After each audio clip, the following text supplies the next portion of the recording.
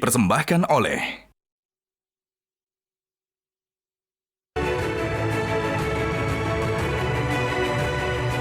Selamat malam para pemirsa, ketemu lagi di Hot Room dengan saya Hotmar Paris. Pemilu telah usai dan satu hal yang menonjol dalam pemilu 2024 ini, isu agama tidak dipakai sebagai alat politik seperti yang terjadi dalam pemilu 2014 dan 2019.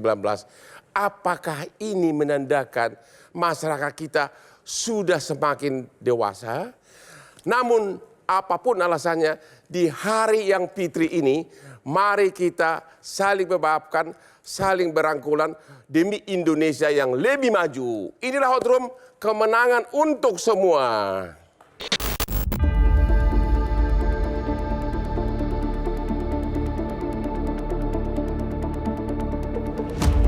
Pemilu 2024 telah usai. Rakyat telah menentukan pilihannya. Dan kini babak baru sedang bergulir pada ranah Mahkamah Konstitusi yang sejatinya penanganan sengketa Pilpres 2024 yang berlangsung di MK ini adalah jalan terbaik dalam menyempurnakan demokrasi di Indonesia. Dalam suasana hari yang fitri, diharapkan masyarakat dan seluruh pihak yang ikut berkontestasi dapat kembali guyup, menghilangkan sekat yang ada, menjalin silaturahmi yang sempat terputus, tidak ada lagi caci maki, hinaan, baik di dunia nyata ataupun dunia maya. Kita bersama menunggu hasil putusan Mahkamah Konstitusi dan tetap berharap majelis hakim dapat memutuskan dengan mengedepankan keadilan untuk semua. Karena yang rakyat Indonesia harapkan, pemilu 2024 ini dapat menjadi kemenangan untuk semua.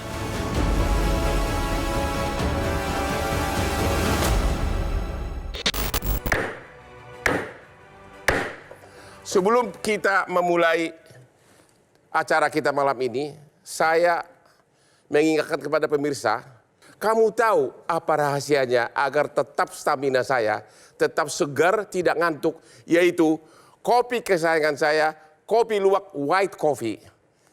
5 hari bersidang 12 jam sehari, tapi white coffee selalu mendampingi saya. Memang the best kopi di Indonesia sekarang ini. Oke, pertanyaan pertama kepada Bapak kita yang terhormat, Pak Marsudi Sujud, Wakil Ketua Umum Majelis Ulama.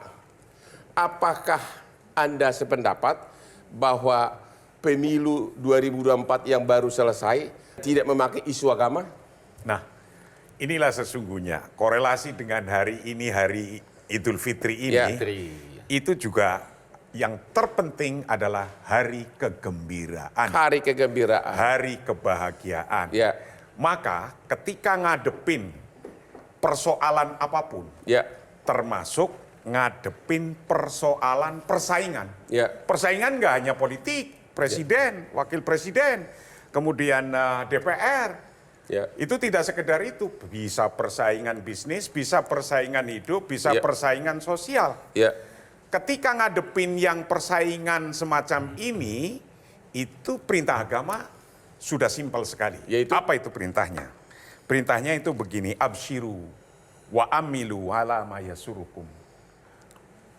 Buatlah kita gembira. Buatlah senang, kita gembira. dan kita nyaman. Ya. Tapi tidak cukup di situ. Ya. Wa amilu ala ma yasurukum. Ya. Harus berpikir, apa sih sesuatu yang membuat kita gembira ke depan, yang paten, Ya. tidak semu. Paten, Ya. tidak semu. Alhamdulillah semuanya dikasih jalan keluarnya. Yaitu? Ketika ada persoalan-persoalan, yaitu persoalan persaingan atau apapun, kalau dalam politik, pilihan presiden, wakil presiden yang belum bisa menerima, ada jalannya. MK. Adalah yang Bapak setiap hari tadi 12 jam ikutin di situ. Nah, Rasulullah malah bersumpah begini. Ya. Fawallah mal faqra akhsha alaikum. Ya. Demi Allah bukan masalah kemiskinan, bahkan yang 15% orang yang hidup di bawah kemiskinan kemudian dikasih kemarin dari pemerintah? Bansos. Bansos. Bansos, perlinsos ya. Bukan sekedar itu yang menakutkan bagi saya. Walakini ahsya alaikum antub satod dunya alaikum kama busitot ala mangkana qablakum. Ala mangkana qablakum. Fatanafasuha kama tanafasuha. Artinya? Yang aku lebih takutkan daripada bansos yang untuk tadi urusan MK. kefakiran yang sekarang masuk di MK, tapi ada yang lebih aku takutkan. Apa itu? Fatana fasuha kama tanafasuha. Persaingan yang tidak ada ujungnya. Persaingan yang tidak ada jalan keluarnya. Persaingan yang tidak ada untuk keluar dari persaingan. Nah, alhamdulillah negara Indonesia termasuk negara yang beradab, yang sudah punya lembaga-lembaganya untuk bagaimana persaingan ini jangan persaingan di luar ring, tapi persaingan di dalam ring itu sendiri. Yaitu di MK. Itulah antara lain. Jadi nanti apapun hasil putusan Mahkamah Konstitusi, apa himbauan Bapak? Ketika kita sudah sepakat, Pokoknya himbauan langsung. ketika kita sudah sepakat, kita berbangsa, bernegara ini, bahwa kita punya jalan keluar melalui MK, maka dalam hukum agama begini, hukmul hakim raf'ul khilaf. Idza hakamal hakim rafa'al khilaf. Nanti ketika hakim sudah menjatuhkan palunya, dor, rafa al khilaf atau raf'ul khilaf, maka sudah tidak ada khilaf, perbedaan pendapat lagi, mungkin yang ada tinggal perbedaan pendapatan. Inilah pesan dari Wakil Majelis Ulama di malam yang fitri ini. Jadi kita menunggu putusan MK. Mudah-mudahan semua pihak menerima dengan puas. Tapi syaratnya karena ini dalam proses, hormati ini pengadilan, junjung keadilan, dan putuskan seadil-adilnya. Mari kita berdoa untuk itu di hari yang fitri ini. Pak Romo Beni Susetio, bagaimana tanggapan Anda dengan berakhirnya pemilu dengan damai tanpa menonjol isu agama di 2024 ini? Ya, kita sudah prediksi dengan 3 pasang itu tidak akan mungkin terjadi konflik agama. Jadi sebenarnya saya sepakat dengan Pak Kiai. Sekarang bagaimana martabat Mahkamah Konstitusi itu dipulihkan kembali, dan keadilan itu menjadi suatu cara kita untuk membangun peradaban demokrasi. Maka ya keputusan Mahkamah Konstitusi yang kita hormati. Maka dibutuhkan sekarang adalah jiwa negarawan dari para hakim Mahkamah Konstitusi itu. Untuk memutuskan dengan bijaksana, adil, tetapi memiliki suara hati yang tulus dan murni untuk kepentingan bangsa dan negara. Ini bukan persoalan menang kalah kok. Persoalan tentang bagaimana martabat demokrasi itu menjadi berkualitas. Jadi persoalannya bukan kalah menang, tapi persoalan yang paling mendasar adalah bagaimana demokrasi itu harus menggunakan satu prinsip-prinsip berdasarkan nilai-nilai Pancasila. Jadi maka dalam demokrasi ada rasa ketuhanan, rasa kemanusiaan, persatuan, kerakyatan, dan keadilan.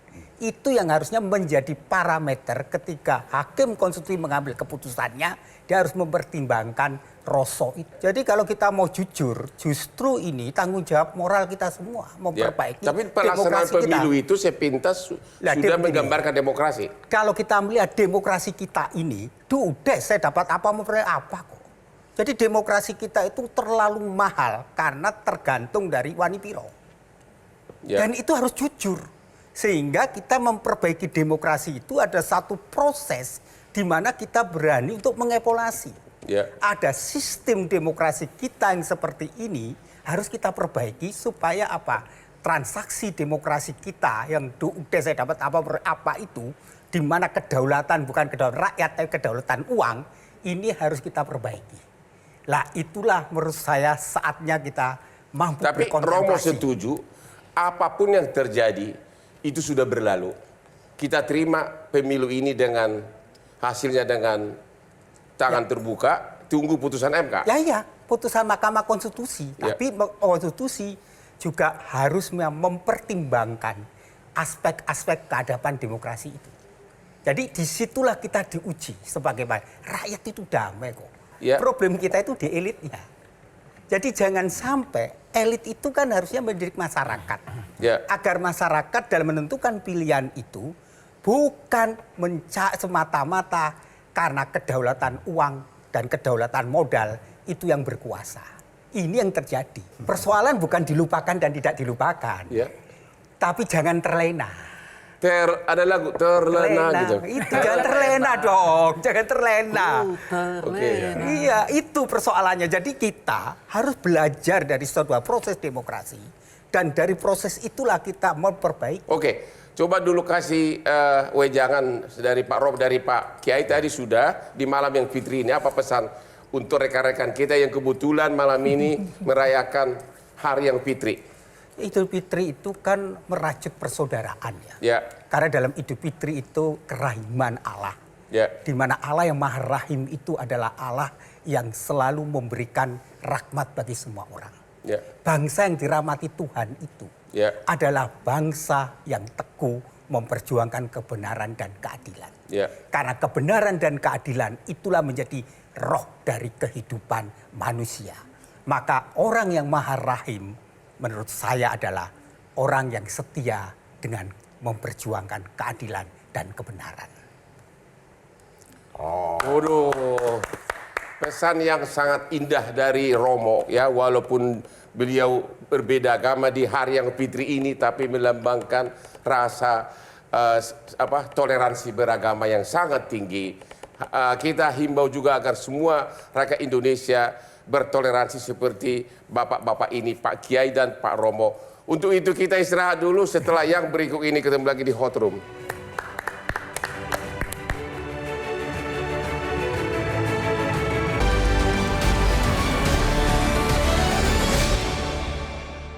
Dipersembahkan oleh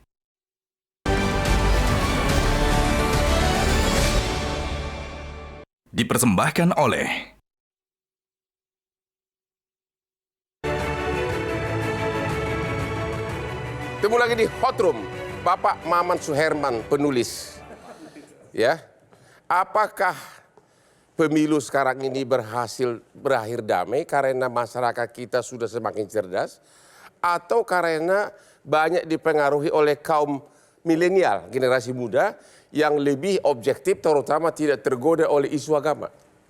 Kalau dibilang makin cerdas, saya belum bisa bilang iya, karena rata-rata angka sekolah orang Indonesia itu masih 8,77 tahun di sekolah. Berarti rata-rata belum lulus SMP kalau kita lihat. Jadi masih banyak PR besar kita dalam dunia mencerdaskan kehidupan bangsa yang menjadi amanah. Tapi yang saya syukuri adalah kita tidak terganggu oleh isu agama.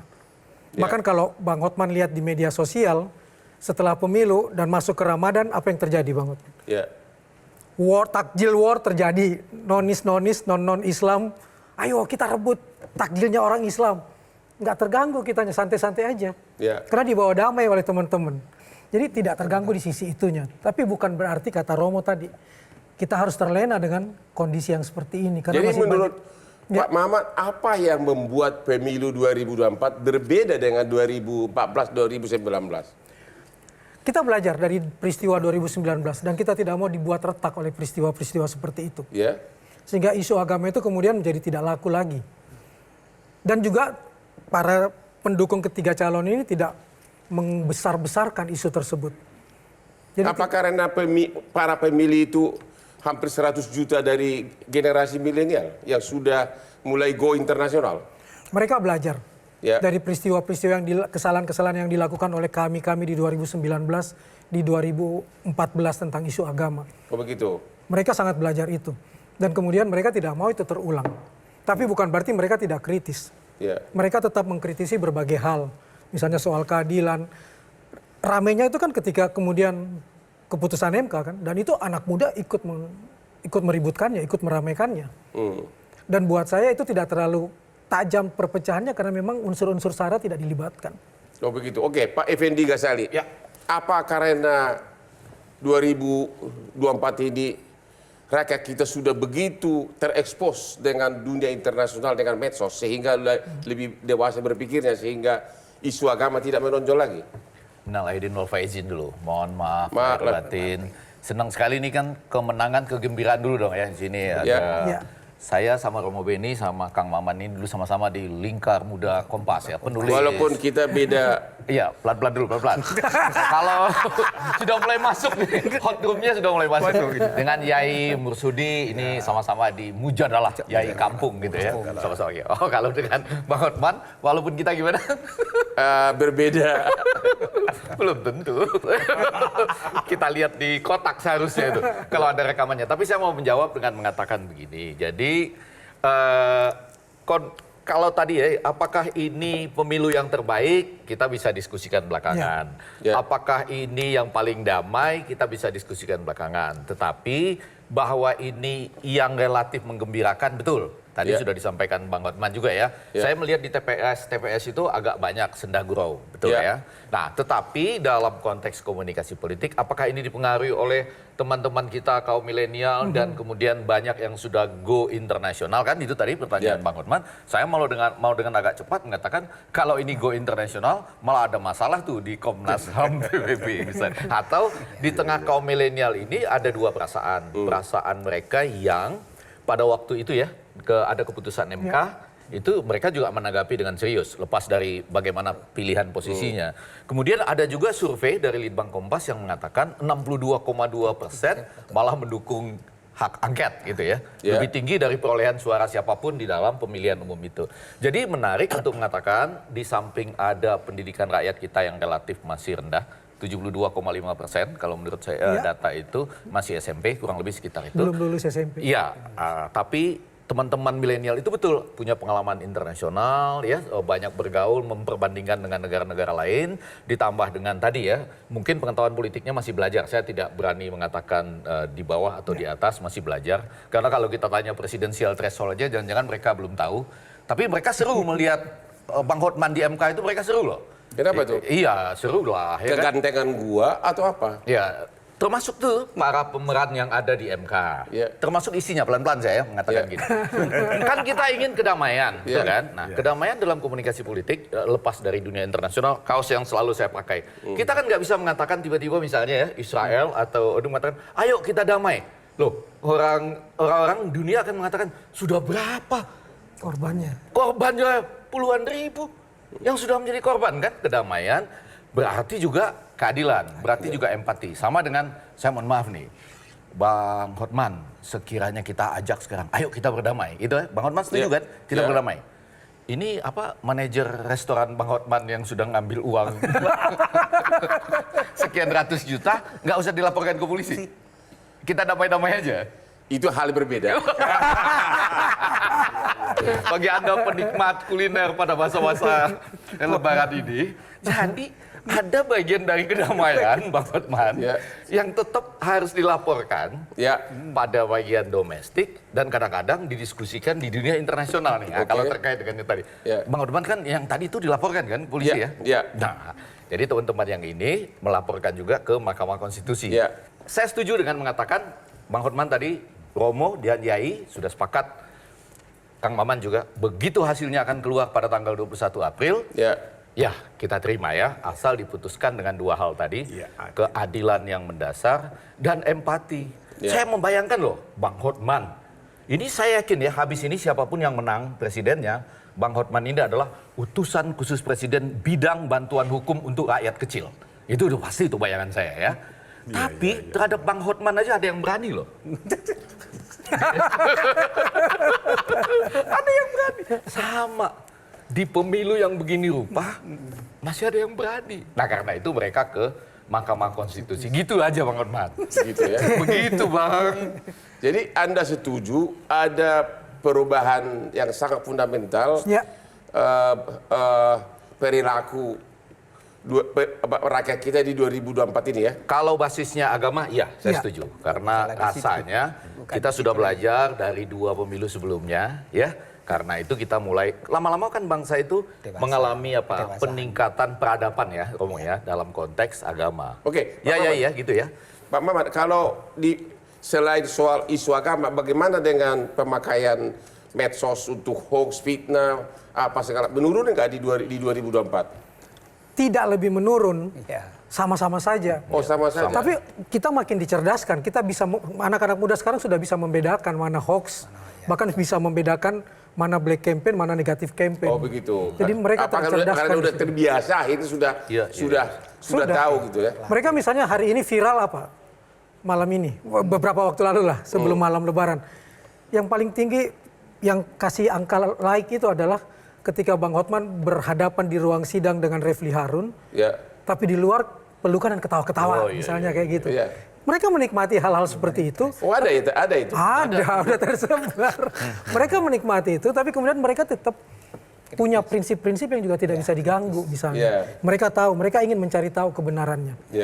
Mereka juga sadar bahwa Bang Hotman bisa seperti ini, tapi di pengadilan ya kita tetap menunggu keputusan yang seadil-adilnya misalnya. Jadi memang kedewasaan rakyat terhadap hoax itu sudah sangat meningkat tinggi ya, sehingga tidak terlalu terpengaruh ya. Ada pengaruh tentang bagaimana pemerintah berusaha untuk mensosialisasikan 4 pilar literasi digital, salah satunya soal etik dan bagaimana mencari kebenaran.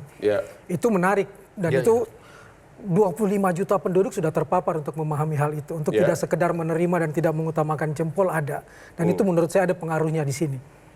Jadi di media sosial, tapi juga kita harus sadar, media sosial kan bukan representasi dunia nyata. Kalau sekarang ini di dunia nyata gimana? Sudah damai belum? Masih banyak orang yang terkena dengan hoax ya. Masih saja mereka kemudian meributkan dan membesarkan hal tersebut. Ya itulah perkembangan di hari ini. Kita istirahat dulu setelah yang berikut ini.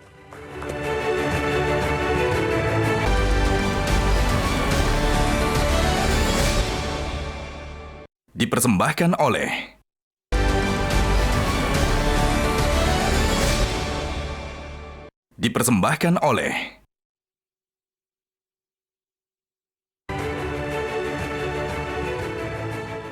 Ketemu lagi di Hot Room. Kepada para pemirsa di hari yang fitri ini, mari kita lewatkan hari-hari dan malam yang indah ini dengan menikmati kopi luwak kesayangan Hotman Paris, kesayangan hostmu yang sangat kau sukain ini. Kopi luwak white coffee ya, terutama fansku yang sudah puluhan juta. Kalau aku sudah minum kopi ini, aku yakin di hari yang fitri ini Anda juga akan menikmati kopi yang sama, white coffee luwak. Pantas saya segar terus dan makin ganteng. Pak Kiai Marsudi Suhud, ini kan masih ada pertarungan lagi, pilkada. Masih ada pertarungan lagi pilkada. Dan itu di seluruh Indonesia. Apa kira-kira himbauan Bapak agar tetap damai seperti yang sekarang?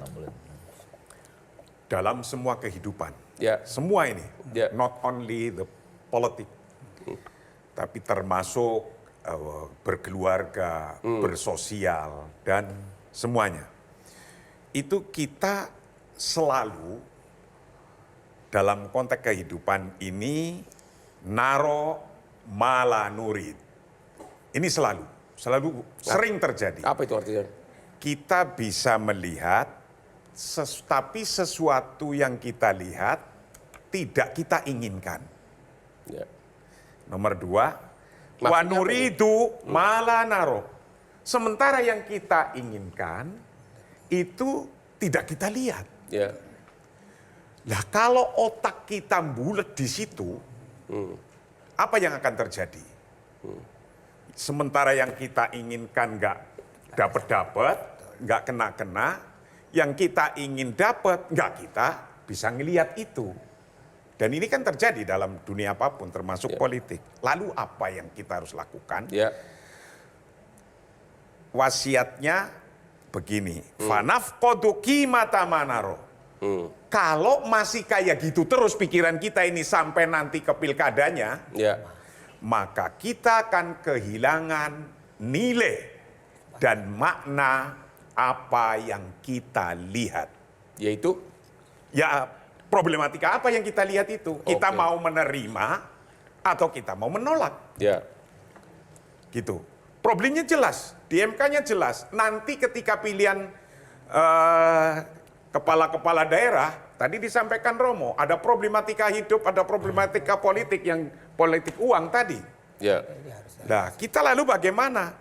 Ketika yang kita lihat, kita nggak menginginkan, yang kita menginginkan ternyata kita belum bisa melihat karena terjadi begitu. Maka fanaftatu qimata malan manaro. Kita bisa kehilangan makna apa yang kita lihat. Pesan kita apa? Setiap detik kita harus membuat keputusan. Dan kita harus memutuskan. Wong besok ini mau lebaran saja, dadak sibuk itu Menteri Agama untuk isbat, memutuskan kan? Nah, maka nanti nggak usah sibuk-sibuk macam-macam, putuskan saja mau pilih yang mana. Nah gitu.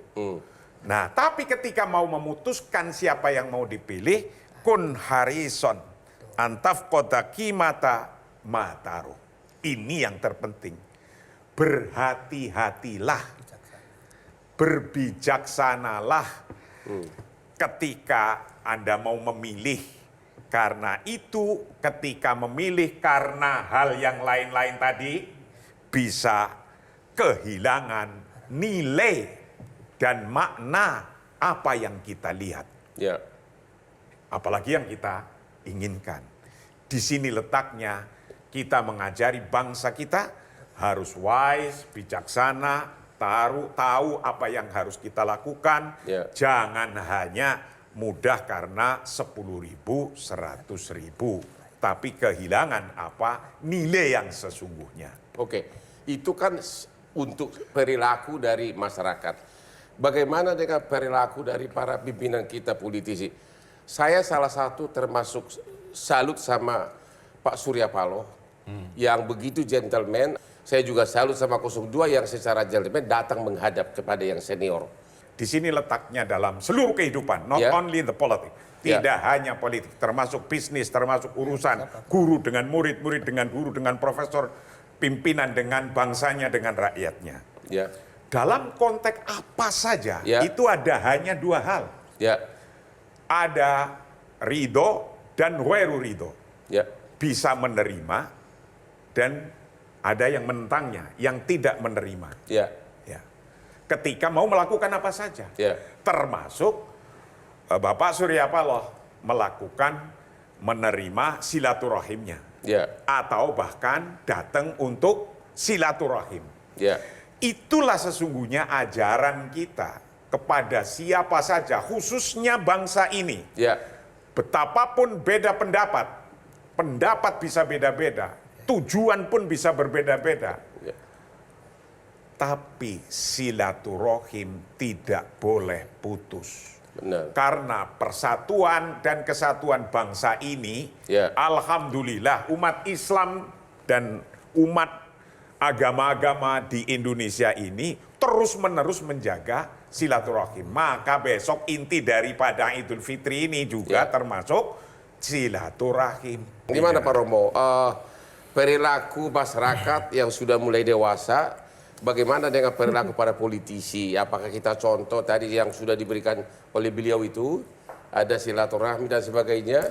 Kalau kita belajar dari para bapak bangsa itu biasa, itu perbedaan. Bagaimana perbedaan antara Soekarno-Hatta, Sarir, Tan Malaka, mereka tetap bersahabat. Bahkan sahabat saya Gus Dur itu bercerita bagaimana yang namanya Tan Malaka itu sering ke rumahnya bapaknya Gus Dur. Gus Dur kecil waktu itu membuatkan kopi. Mereka bahkan ada toko Masumi, nggak punya rumah, mereka urunan. Itulah sebenarnya tokoh-tokoh bangsa kita yang memiliki peradaban. Jadi hal-hal berbeda pandangan politik itu hal yang biasa. Dan itu sebenarnya sudah menjadi habitualisasi bangsa. Cara berpikir, bertindak, bernalar, berrelasi kita. Problem kita sebenarnya sekarang ini bagaimana meningkatkan kualitas demokrasi kita agar masyarakat itu memilih secara rasional.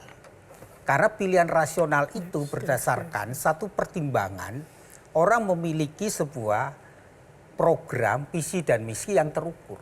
Sehingga ukurannya jelas, seorang menjadi misalnya memilih gubernur, bupati, wali kota, apa yang diukur? Apakah misalnya jelas misalnya dia bisa nggak mengurangi pengangguran? Ya. Dia bisa nggak mengatasi kesenjangan sosial? Bisa nggak meningkatkan kualitas pendidikan? Sehingga dengan cara itu rakyat itu mendapatkan kesadaran dalam berpolitik untuk memilih pemimpin itu tidak seperti kucing dalam karung. Lah, problem yang harus kita atasi adalah tingkat pendidikan kita yang rendah ini. Ya. Jadi hampir kalau kita mau jujur, milenial kita itu rata-rata tingkatnya belum lulus SMA. Bahkan di tingkat SMP aja belum lulus. Lah itu persoalan kita. Jadi ada masalah besar bangsa ini yang harus kita pikirkan adalah kualitas demokrasi itu tergantung kualitas pendidikan. Ya. Kalau mutu pendidikan kita sampai sekarang seperti ini nggak diperbaiki, demokrasi kita ya semakin merosot. Di malam Fitri ini, Bapak menghimbau agar pemerintah meningkatkan anggaran untuk pendidikan, begitu? Saya mulai sejak awal, pendidikan itu kunci. Ya. Ingat, kita merdeka, itu karena apa? Kesadaran munculnya politik etis. Ya. Ketika politik etis muncul, yaitu pendidikan, mulai muncullah sekolah kedokteran. Dan sekolah kedokteran itu menghasilkan akhirnya Budi Utomo. Kesadaran orang akan pendidikan itu menjadi orang akhirnya memiliki kesadaran untuk mulai keluar dari apa? Rasa takut, rasa khawatir, tapi keinginan untuk merdeka karena tercerahkan. Justru kalau kita bicara tentang pendidikan, kita ini hari-hari ini mengalami keprihatinan. Karena pendidikan kita itu menjadi teknis dan mekanistis. Pendidikan tidak membawa apa yang dikatakan Ki Hajar Dewantara. Orang menyintai bangsa dan negara kebudayaannya, tapi memiliki kemampuan akal budi dan memiliki jati diri bangsa karena dia mampu menjadi dirinya sendiri. Waduh, wejangan yang sangat bagus di malam yang Fitri ini. Saya pribadi memberikan pengalaman nyata dalam hidup saya tentang pendidikan. Ibu saya dari kecil, saya termasuk dari ekonomi berkecukupan, tapi ibu saya dari balik gunung. Sejak kecil ibu saya selalu memberikan makanan bergizi sama saya, termasuk membeli ikan mujair 1 ember, anaknya 10. Selalu pesannya satu, ibu saya itu, agar kau pintar di sekolah. Jadi dia tahu, walaupun dia orang kampung, dia tahu bahwa gizi itu perlu untuk meningkatkan kita punya IQ dan pendidikan kita. Dan akhirnya sekarang Hotman menaklukkan Jakarta dengan asprinnya yang cantik-cantik. Kita ketemu lagi di Hot Room.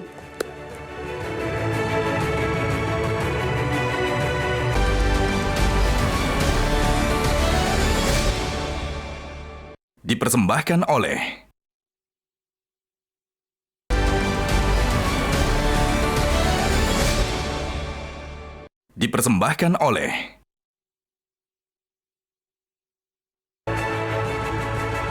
Ketemu lagi di Hot Room. Di malam yang indah, di malam yang Fitri ini, saya meminta kepada narsum untuk kasih pesan-pesan kepada rakyat kita. Pertama dengan Pak Effendi Ghazali. Tadi saya masih ingat mujair nih ya, nanti harus ditiru ini ya. Menarik untuk pilkada ini, terkait dengan itu kalau boleh saya masih kaitkan, sangat dekat sekali sebetulnya ya. Beberapa persiapan sudah dimulai, 6 Mei nanti pasangan calon perorangan sudah daftar, 27 Agustus calon-calon yang bukan perorangan dari partai politik sudah akan daftar. Nah di situ akan banyak tantangan. Yang pertama, tadi Bang Hotman sudah dinyatakan mudah-mudahan nggak ada lagi yang menggunakan bansos ini ya. Dengan aneka gaya itu, ya kan? Walaupun seakan-akan di tingkat pusat ataupun di tingkat daerahnya yang disebut dengan pork barrel, ini bukan mujair, gentong babi, bukan gentong mujair ini ya. Itu nggak terjadi. Nah yang menarik juga adalah itu batas usia. Undang-undang pilkada kita masih mengatakan 30 tahun. Jangan nanti ada gugatan langsung. Gugatan langsung Jakarta boleh misalnya. Pernah jadi camat gitu. Kan ini enaknya Bang Hotman ini ya. Kalau isu-isu yang sensitif itu dia bareng-bareng sama kita nih ya sebetulnya. Cuma kalau sudah pemilu jelas jadi mana. Tapi ini kan akan muncul gitu ya isu ini. Lalu undang-undang yang sudah disahkan itu daerah khusus Jakarta itu. Bagaimana posisi dari kepala daerah di Jakarta. Itu kan menentukan walaupun tetap dipilih. Ya batas usia 30 tahun misalnya. Lalu potensinya bagaimana gitu. Tapi lepas dari itu, untuk menjawab yang disampaikan oleh Bang Hotman tadi, memang ke depan kita semua ini, kita harus nanti, kalau saya maju ke MK lagi, Bang Hotman jangan cuma maju membela para capres ini ya. Kita maju sama-sama, misalnya begini Bang Hotman. Setuju kan Bang Hotman, sebelum presiden dilantik, kita harus bikin presidensial threshold-nya 0. Setuju ya Bang Hotman? Artinya tidak boleh ada. Tidak boleh ada presiden. Maaf, saya salah juga kalau mengatakan presidensial threshold 0, karena itu berarti ada angkanya. Enggak, tidak boleh ada presidensial threshold. Jadi siapapun yang dilantik nanti, ya dia membuka kesempatan, setuju Bang Hotman? Di masa depan ini, di masa depan. Seorang pengacara tidak boleh terikat di depan. Apa? Seorang pengacara harus tidak boleh langsung buat ikatan di awal, belum tahu apa yang terjadi. Ya, karena kita mau menatap ke depan ya, sama dengan di pilkada. Inilah hotdrum kemenangan untuk semua. Mudah-mudahan kemenangan di pilkada ini jangan lagi diwarnai oleh politik uang yang seperti itu, yang memang bisa berjalan terutama karena tadi ya pendidikan kita yang relatif tidak terlalu baik. Dulu banyak sekali tokoh-tokoh agama yang sangat menekankan itu tidak boleh, itu tidak boleh. Tetapi kemudian Bang Hotman, saya mohon maaf ya Romo, tokoh agama juga ikut pilkada. Oke, Pak Maman, apa pesan Bapak di malam yang fitri ini? Singkat, pilih yang benar bukan yang bayar. Berarti kita harus melihat rekam jejaknya, jangan asal karena uang.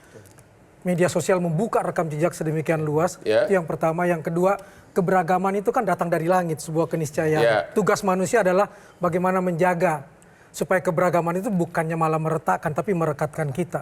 Saya berharap keputusan yang keluar nanti betul-betul melegakan yang menang maupun melegakan juga yang kalah.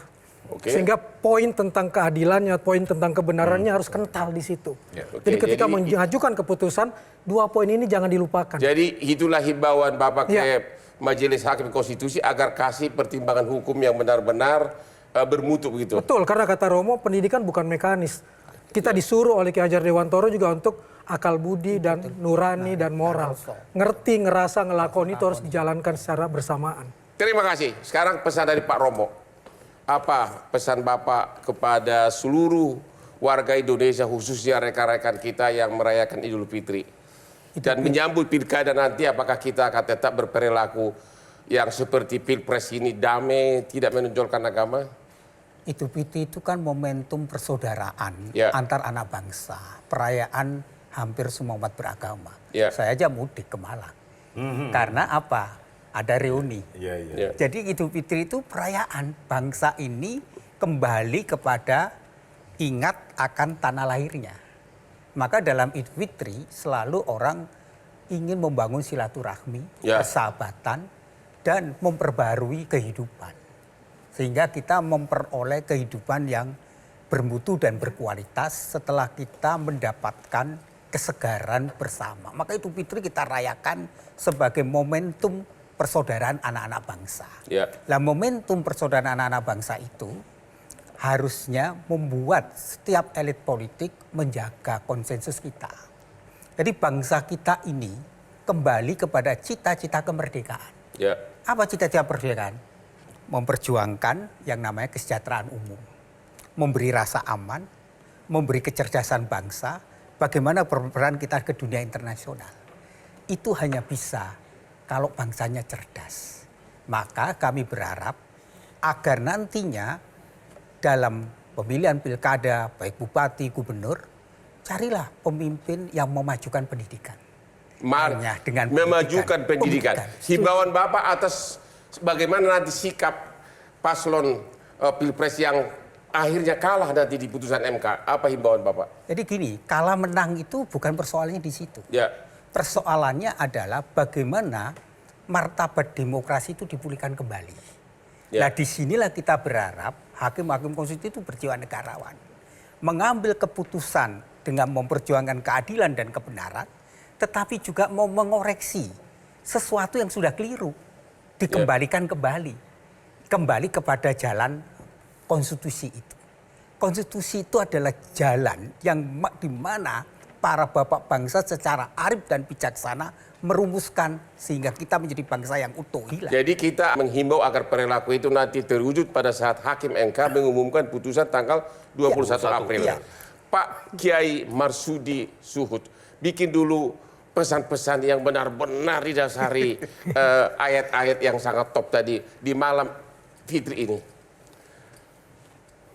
Khususnya untuk umat Islam yang merayakan Idul Fitri ini, bukalah ruangan maaf, ruangan ridho, ruangan bisa menerima untuk semuanya.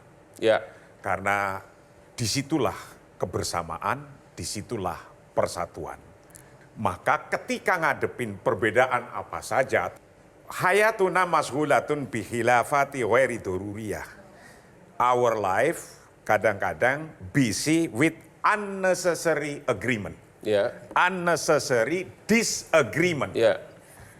Lah ini yang harus dijaga. Kadang-kadang pikiran kita itu kejebak di situ. Ke sesuatu yang unnecessary disagreement. Jangan kejebak di situ. Nanti pilihan presidennya sudah kepilih dan sudah hakim memutus. Idza hakamal hakim rofa al khilaf, kalau hakim udah ngetuk pintu, ngetuk itu keputusan, maka disagreement itu harus sudah nggak ada. Nah, begitu pula ketika kita menghadapi dalam pilkada nanti. Ya sudahlah, wong kita sekeluarga mau milih si A, si B, silahkan. Silahkan pilih, tapi dengan yang beradab, adil, berpikir masa depan. Jangan digadekan masa depan ini dengan jual beli yang murah. Itu intinya. Itulah intinya. Itulah pesan di hari yang Fitri ini. Saya kira demikianlah akhir dari pertemuan kita malam ini. Satu hal yang paling pokok adalah perbedaan itu memang selalu ada. Tapi pada saat perbedaan itu diwujudkan dalam suatu putusan, kita harus terima dengan lapang dada. Baik nanti mengenai putusan MK maupun di pilkada yang berikutnya. Dan terima kasih kepada seluruh rakyat Indonesia yang telah melaksanakan Pilpres dengan tenang dan damai walaupun tetap ada perbedaan.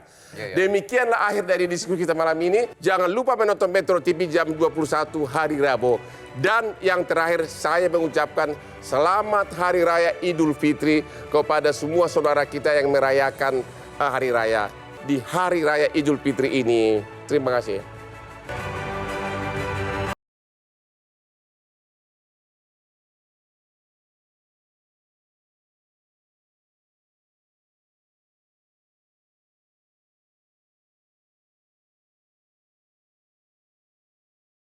Jelajahi cara baru mendapatkan informasi. Download Metro TV Extend sekarang.